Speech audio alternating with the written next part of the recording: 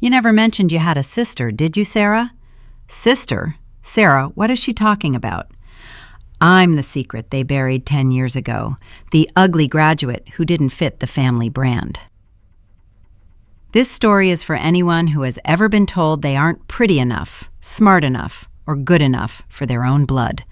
Stick around, because this isn't just about a glow-up. It's about how the daughter they threw away became the only person powerful enough to save them from total ruin. 10 years ago, I was a ghost in my own home. While my sister Sarah was the golden girl, I was the embarrassment. My father, a man obsessed with perfection, wouldn't even look at me at dinner. I'll never forget my graduation night. I overheard him on the phone saying, "Lucy didn't inherit the good genes. An ugly graduate reflects poorly on our business image." I confronted them, and instead of an apology, I got a suitcase. They disowned me.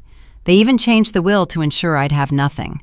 I left that night with $0 and a heart full of fire. I spent a decade in the trenches. I worked 18-hour days while building Altus consultants.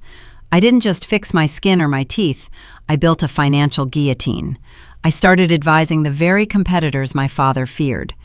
How did a girl with nothing become the secret force behind the failure of my father's biggest project, Monteverde? I was waiting for the perfect moment to reveal myself, and that moment was Sarah's wedding to the son of a real estate billionaire. I walked into that ballroom in a red dress that highlighted every curve they once mocked. No one recognized me until I stood at the head table.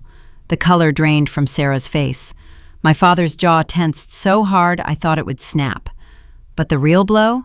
Frank Fuentes, the billionaire father of the groom, didn't see a failure. He saw the CEO of the firm he desperately wanted to hire.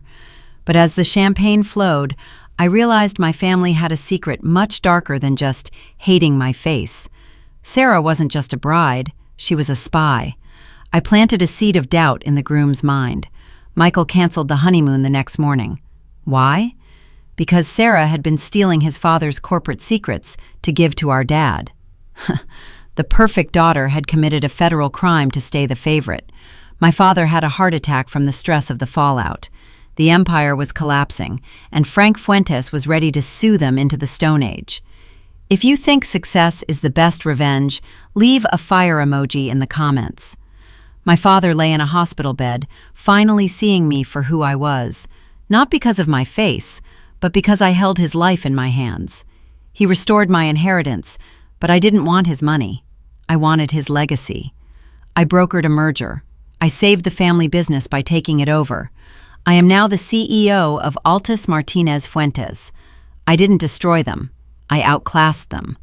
3 months later, my sister is in therapy, my father is retired in the shadows, and for the first time in 10 years, I'm invited to dinner. Not as a ghost, but as the head of the table. I'm no longer the ugly graduate.